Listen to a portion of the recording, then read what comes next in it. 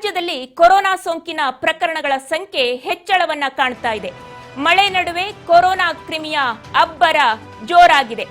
ರಾಜ್ಯದಲ್ಲಿ ಕೊರೋನಾ ಸೋಂಕಿನ ಪ್ರಕರಣಗಳು ಹೆಚ್ಚಾಗ್ತಾ ಇದೆ. ಮಳೆ ನಡುವೆನೆ ಕೊರೋನಾ ಆರ್ಭಟ ಕೂಡ ಜೋರಾಗ್ತಾ ಇರುವಂತೆ ಕಂಡು ಬರ್ತಾ ಇದೆ.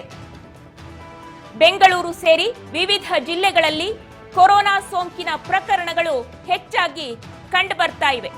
ಸಿಲಿಕಾನ್ ಸಿಟಿಯೇ ಹಾಟ್ ಸ್ಪಾಟ್ ಆಗಿ ಪರಿಣಮಿಸಿದೆ. 200ರ ಗಡಿಯನ್ನ ದಾಟಿದೆ ಕೊರೋನಾ. 24 ಗಂಟೆಗಳಲ್ಲಿ ಬರೋಬ್ಬರಿ 114 ಪ್ರಕರಣಗಳು ಪತ್ತೆ. ಮುಂಗಾರು ಮಳೆಯ ಜೊತೆಯಲ್ಲೇ ಕೊರೋನಾ ಹಾವಳಿ ಕೂಡ ಜೋರಾಗ್ತಾ ಇರುವಂತೆ ಕಂಡು ಬರ್ತಾ ಇದೆ. ರಾಜ್ಯದಲ್ಲಿ ಕೊರೋನಾ ಸೋಂಕಿನ ಪ್ರಕರಣಗಳ ಸಂಖ್ಯೆ ಹೆಚ್ಚಳ ಆಗ್ತಾ ಇದೆ. ರಾಜ್ಯದಲ್ಲಿ ಒಂದು ಕಡೆ ವರುಣಾರ್ಭಟ, ಇನ್ನೊಂದು ಕಡೆ ಮತ್ತೊಂದು ಬಾರಿಗೆ 2020ರಲ್ಲಿ ಏನು ಕೊರೋನಾ ಹಾವಳಿ ಯಾವ ಮಟ್ಟದಲ್ಲಿ ಇತ್ತು, ಜಗತ್ತಿನಾದ್ಯಂತ ಕೊರೋನಾ ಯಾವ ಪ್ರಮಾಣದಲ್ಲಿ ಜನರನ್ನ ಮೂಲೆಗೆ ನೂಕಿತ್ತು, ಅದರ ನೋವನ್ನ, ಅದರ ಯಾತನೆಯನ್ನ ಇನ್ನೂ ಕೂಡ ಜನ ಮರ್ತಿಲ್ಲ. ಅದರಿಂದ ಚೇತರಿಸಿಕೊಳ್ಳುವ ಮೊದಲೇ ಈಗ ಮತ್ತೊಮ್ಮೆ ಕೊರೋನಾದ ಹಾವಳಿ ಶುರುವಾಗಿದೆಯಾ ಅನ್ನುವಂತಹ ಆತಂಕ ಜನರನ್ನ ಕಾಡ್ತಾ ಇದೆ. ರಾಜ್ಯದಲ್ಲಿ ಕೊರೋನಾ ಸೋಂಕಿನ ಪ್ರಕರಣಗಳ ಸಂಖ್ಯೆ ಹೆಚ್ಚಳ ಆಗ್ತಾ ಇದೆ. 24 ಗಂಟೆಯಲ್ಲಿ 27 ಮಂದಿಗೆ ಸೋಂಕು ಕಂಡು ಬರ್ತಾ ಇದೆ. ರಾಜ್ಯದಲ್ಲಿ ಕೊರೋನಾ ಪಾಸಿಟಿವಿಟಿ ರೇಟ್ 24.7%. ರಾಜ್ಯದಲ್ಲಿ ಸಕ್ರಿಯ ಪ್ರಕರಣಗಳ ಸಂಖ್ಯೆ 234ಕ್ಕೆ ಏರಿಕೆ ಆಗಿದೆ. ಕಳೆದ 24 ಗಂಟೆಯಲ್ಲಿ 114 ಪ್ರಕರಣಗಳು ಪತ್ತೆ ಆಗಿದೆ. ಕೊರೋನಾ ಕಂಟಕ, ಕೊರೋನಾಗೆ 2 ಬಲಿಯಾಗಿದ್ದಾರೆ. ಸಾವಿನ ಸಂಖ್ಯೆಗೆ 3ಕ್ಕೆ ಏರಿಕೆಯಾಗಿದೆ. 24 ಗಂಟೆಯಲ್ಲಿ 27 ಮಂದಿ ಸೋಂಕಿನಿಂದ ಗುಣಮುಖರು ಕೂಡ ಆಗಿದ್ದಾರೆ. ರಾಜ್ಯದಲ್ಲಿ corona positivity rate 24.7%. Silicon city hotspot ಆಗ್ತಾ ಇದೆಯಾ ಅನ್ನುವಂತಹ ಆತಂಕ ಕೂಡ ಕಂಡುಬರ್ತಾ ಇದೆ. ಯಾಕೆಂದ್ರೆ 200ರ ಗಡಿಯನ್ನ ದಾಟಿದೆ ಸಿಲಿಕಾನ್ ಸಿಟಿಯಲ್ಲಿ ಕೊರೋನಾ ಸಂಖ್ಯೆ. ಕೊರೋನಾಗೆ ಈಗಾಗಲೇ 2 ಬಲಿಯಾಗಿದ್ದಾರೆ. ಒಟ್ಟಾರೆಯಾಗಿ ಸಾವಿನ ಸಂಖ್ಯೆ 3ಕ್ಕೆ ಏರಿಕೆ ಆಗಿರುವಂತದ್ದು. 24 ಗಂಟೆಯಲ್ಲಿ 27 ಮಂದಿ ಸೋಂಕಿನಿಂದ ಗುಣಮುಖರು ಕೂಡ ಆಗಿದ್ದಾರೆ.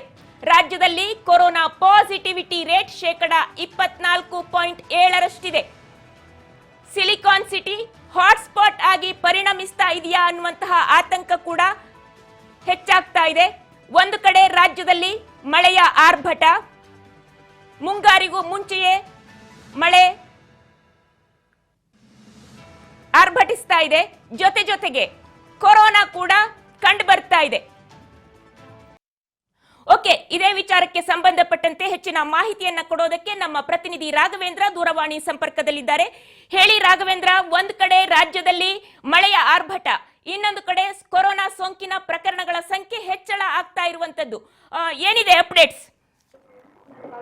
ವಿದ್ಯಾ ಅವರೇ, ಸಹಜವಾಗಿ ಕೊರೋನಾ ಅಂದಿದ ತಕ್ಷಣನೇ ನಾಗರಿಕರಲ್ಲಿ, ಜನಗಳಲ್ಲಿ ಒಂದು ಭಯಕ್ಕೆ ಒಳಗಾಗ್ತಾರೆ. ಯಾಕಂದ್ರೆ ಈ ಹಿಂದೆ ನಾವು ನೋಡಿದ್ವಿ ಕೊರೋನಾದ ಅಲೆ ಎಷ್ಟು ಜೋರಾಗಿ ಅಬ್ಬರಿಸಿತ್ತು ಅಂತ. ಸೊ ಹೀಗಾಗಿ ಜನ ಎಲ್ಲರೂ ಕೂಡ ಭಯಭೀತರಾಗ್ತಾರೆ. ನಮಗೆ ಸಿಕ್ಕಿರೋ ಈಗಿನ ಮಾಹಿತಿ ಪ್ರಕಾರ ಬ್ಯಾಂಗ್ಳೂರ್ ಸಿಟಿ ಏನಿದೆ, ಮತ್ತೆ ಡಿಸ್ಟ್ರಿಕ್ಟ್ ಹೆಡ್ ಕ್ವಾರ್ಟರ್ ಸಿಟಿಗಳೇನಿದೆ, ಅಲ್ಲಿ ಕೊರೋನಾ ಪಾಸಿಟಿವ್ ರೇಟ್ಗಳು ಜಾಸ್ತಿ ಬರ್ತಾ ಇದೆ ಅನ್ನುವಂಥದ್ದು ನಮಗೆ ಮಾಹಿತಿ ಸಿಗ್ತಾ ಇರುವಂತಹದ್ದು. ಈಗಾಗಲೇ 200ರ ಗಡಿ ದಾಟಿದೆ ಅಂತ ಹೇಳ್ಬೋದು.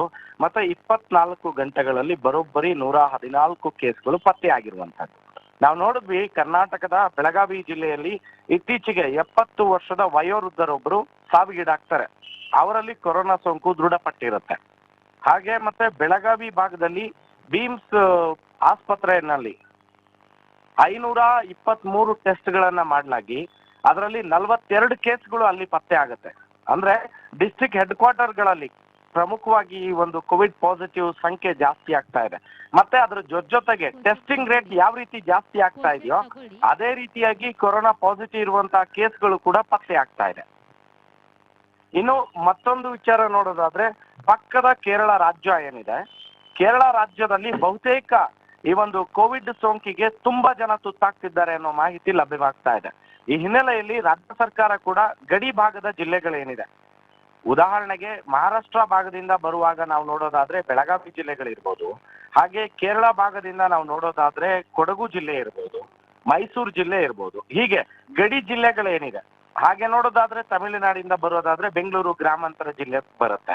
ಹೀಗೆ ಈ ತರದ ಜಿಲ್ಲೆಗಳು, ಮತ್ತೆ ಚಿಕ್ಕಬಳ್ಳಾಪುರ ಜಿಲ್ಲೆ ಆಂಧ್ರದಿಂದ ಬರುವಂತ ಈ ತರದ ಗಡಿ ಪ್ರದೇಶದ ಜಿಲ್ಲೆಗಳಲ್ಲಿ ಈಗಾಗಲೇ ವ್ಯಾಪಕ ಕಟ್ಟೆಚ್ಚರವನ್ನ ರಾಜ್ಯ ಸರ್ಕಾರ, ರಾಜ್ಯ ಆರೋಗ್ಯ ಇಲಾಖೆ ಕೈಗೊಂಡಿದೆ.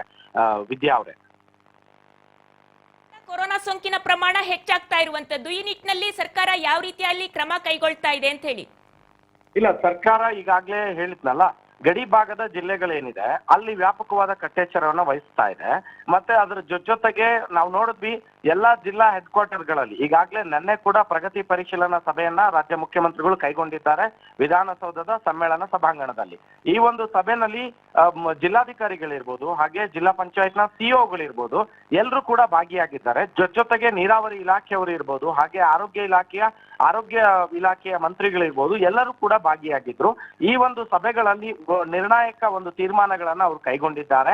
ಈ ಹಿನ್ನೆಲೆಯಲ್ಲಿ ಎಲ್ಲಾ ಜಿಲ್ಲಾ ಒಂದು ಗಡಿ ಭಾಗದ ಜಿಲ್ಲೆಗಳಲ್ಲಿ ವ್ಯಾಪಕ ಕಟ್ಟೆಚ್ಚರ ವಹಿಸಿದ್ದಾರೆ. ಅದಲ್ಲದೆ ಜಿಲ್ಲಾ ಮಟ್ಟದಲ್ಲಿ ಆರೋಗ್ಯಾಧಿಕಾರಿಗಳು ಪ್ರೆಸ್ ಮೀಟ್ಗಳನ್ನ, ಅಂದ್ರೆ ಮಾಧ್ಯಮ ಗೋಷ್ಠಿಗಳನ್ನ ಕರೆಯೋ ಮುಖಾಂತರವಾಗಿ ಕೊರೋನಾದ ಅಪ್ಡೇಟ್ ಅನ್ನ ಕೊಡ್ತಾ ಇದ್ದಾರೆ. ಎಷ್ಟು ಈ ಜಿಲ್ಲೆಯಲ್ಲಿ ನಾವು ಟೆಸ್ಟ್ ಮಾಡಿದೀವಿ, ಎಷ್ಟು ಪ್ರಕರಣಗಳು ಪತ್ತೆ ಆಗ್ತಾ ಇದೆ. ಹಾಗೆ ವಿಶೇಷವಾಗಿ ಏನ್ ಗೊತ್ತಾ ವಿದ್ಯಾ ಅವರೇ, ಒಂದು ಕಡೆ ಕೊರೋನಾ ಸ್ಫೋಟ ಆಗ್ತಾ ಇದೆ, ಸಂಖ್ಯೆಗಳಲ್ಲಿ ಹೆಚ್ಚಳ ಕಾಣ್ತಾ ಇದೀವಿ. ಅದೇ ರೀತಿಯಲ್ಲಿ ನಾವು ನೋಡೋದಾದ್ರೆ ನೋಡಿ, 24 ಗಂಟೆಗಳಲ್ಲಿ 27 ಜನ ಸೋಂಕಿತರು ಗುಣಮುಖರಾಗಿದ್ದಾರೆ ಅನ್ನುವಂಥದ್ದು ಕೂಡ ಬಹಳ ಖುಷಿ ವಿಚಾರ. ಯಾಕೆಂದ್ರೆ ಕೊರೋನಾ ಬರ್ತಾ ಇದೆ ಅನ್ನೋದು ಎಷ್ಟರ ಮಟ್ಟಿಗೆ ಆತಂಕವನ್ನ ಸೃಷ್ಟಿ ಮಾಡುತ್ತೋ, ಗುಣಮುಖ ಆಗ್ತಾ ಇದ್ದಾರೆ ಅಂದಾಗ ಅಷ್ಟೇ ಜನ ನಿರಾಳರಾಗ್ತಾರೆ.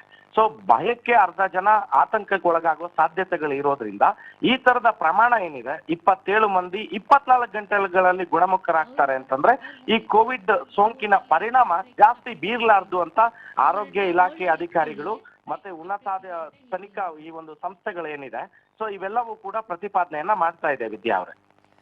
ಓಕೆ ರಾಘವೇಂದ್ರ, ಹಾಗೆ ಲೈನ್ ನಲ್ಲಿರಿ, ಒಂದು ಬ್ರೇಕಿಂಗ್ ಅಪ್ಡೇಟ್ ಬರ್ತಾ ಇದೆ, ನೋಡ್ಕೊಂಡ್ ಬರೋಣ.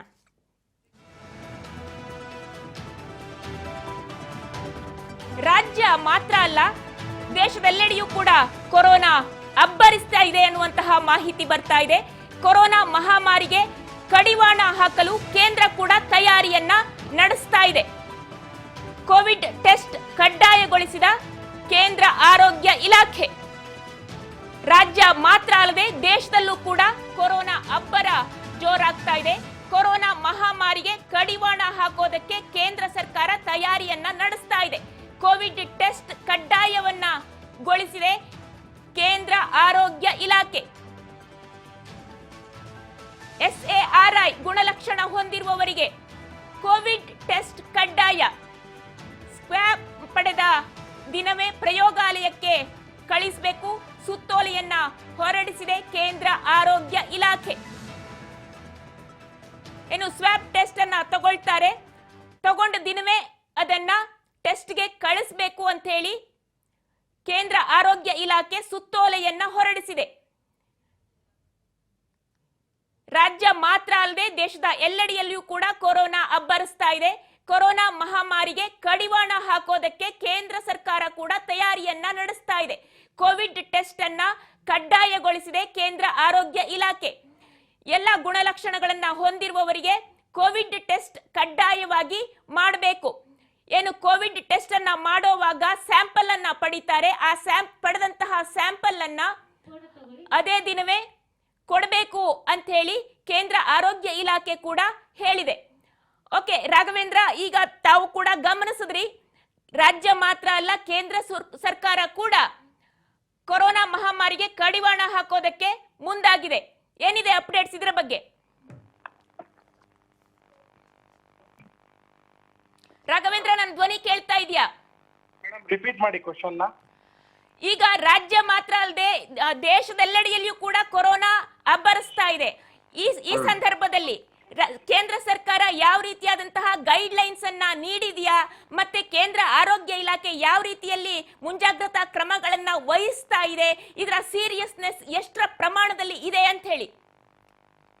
ವಿದ್ಯಾ ಅವರೇ, ನಾವು ಹಿಂದೆ ನೋಡಿದ್ವಿ, ಮೊದಲಿಗೆ ಸುದ್ದಿ ಬಂದಂತದ್ದು ಸಿಂಗಪೂರು, ಮಲೇಷಿಯಾ ಭಾಗಗಳಲ್ಲಿ ಕೊರೋನಾದ ಸೋಂಕುಗಳು ಪತ್ತೆ ಆಗ್ತಾ ಇದೆ ಅಂತ. ಮತ್ತೆ ತದನಂತರದಲ್ಲಿ ಚೀನಾ, ಹೀಗೆ ಏಷ್ಯಾದ ರಾಷ್ಟ್ರಗಳಲ್ಲಿ ಕೊರೋನಾ ವ್ಯಾಪ್ತಿ ದೊಡ್ಡದಾಗ್ತಾ ಇದ್ದ ಹಾಗೆ ದೇಶದಲ್ಲೂ ಕೂಡ ಇದರ ಬಗ್ಗೆ ಜಾಗೃತಿಯನ್ನ ಮೂಡಿಸಲಾಯಿತು.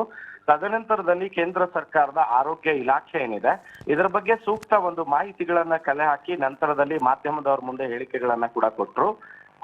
ಕೊರೋನಾ ಪಾಸಿಟಿವ್ ಸಂಖ್ಯೆಗಳು ಹೆಚ್ಚಾಗ್ತಾ ಇದೆ ಅನ್ನೋ ಹಿನ್ನೆಲೆಯಲ್ಲಿ ರಾಜ್ಯ ಸರ್ಕಾರಗಳು ಸೂಕ್ತ ಕ್ರಮವನ್ನ ಕೈಗೊಳ್ಳಿ, ಕಟ್ಟುನಿಟ್ಟಿನ ಆದೇಶಗಳನ್ನ ಮಾಡಿ ಆ ಭಾಗದಲ್ಲಿ ನಿಮ್ಮ ರಾಜ್ಯಗಳಲ್ಲಿ ಯಾವ ರೀತಿಯಾದ ಕೊರೋನಾ ಸೋಂಕು ಪ್ರಾರಂಭ ಆಗ್ತಾ ಇದೆ, ಅದರ ಪ್ರಮಾಣ ಎಷ್ಟಿದೆ, ಅದರ ವ್ಯಾಪ್ತಿ ಎಷ್ಟಿದೆ ಅನ್ನೋದನ್ನ ಆರೋಗ್ಯ ಇಲಾಖೆಗಳು ಗಮನದಲ್ಲಿಟ್ಟುಕೊಂಡು ಆರೋಗ್ಯ ಇಲಾಖೆಗಳಿಂದ ಮಾಹಿತಿಯನ್ನ ಪಡೆದುಕೊಂಡು ವರದಿಯನ್ನ ತರಿಸಿಕೊಂಡು ನಂತರದಲ್ಲಿ ನೀವು ತೀರ್ಮಾನ ಕೈಗೊಂಡು ಮತ್ತೆ ಕೈಗೊಂಡ ತೀರ್ಮಾನಗಳ ಬಗ್ಗೆ ಒಂದು ಕೇಂದ್ರ ಸರ್ಕಾರಕ್ಕೆ ಮಾಹಿತಿಯನ್ನ ಕೊಡಬೇಕು ಅನ್ನೋ ನಿಟ್ಟಿನಲ್ಲಿ ಸೂಚನೆಗಳನ್ನ ಮಂಡಿಸಿದ್ದಾರೆ ಕೇಂದ್ರ ಸರ್ಕಾರದಿಂದ. ತದನಂತರದಲ್ಲಿ ರಾಷ್ಟ್ರೀಯ ಮಟ್ಟದಲ್ಲಿ ಆರೋಗ್ಯ ತನಿಖಾ ಸಂಸ್ಥೆಗಳೇನಿದೆ, ಇವು ಕೂಡ ವ್ಯಾಪಕವಾಗಿ ಈ ಒಂದು ಕೊರೋನಾ ಪಾಸಿಟಿವ್ ಬರ್ತಾ ಇದ್ದ ಹಾಗೆ, ಸೋಂಕು ಮತ್ತೆ ದೇಶದಲ್ಲಿ ವ್ಯಾಪಿಸ್ತಾ ಇದ್ದ ಹಾಗೆ ಎಚ್ಚೆತ್ಕೊಂಡಿದೆ.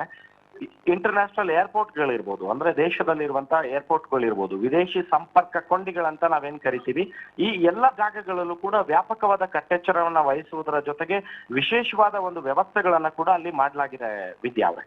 ಓಕೆ, ಧನ್ಯವಾದಗಳು ರಾಘವೇಂದ್ರ ತಮ್ಮೆಲ್ಲ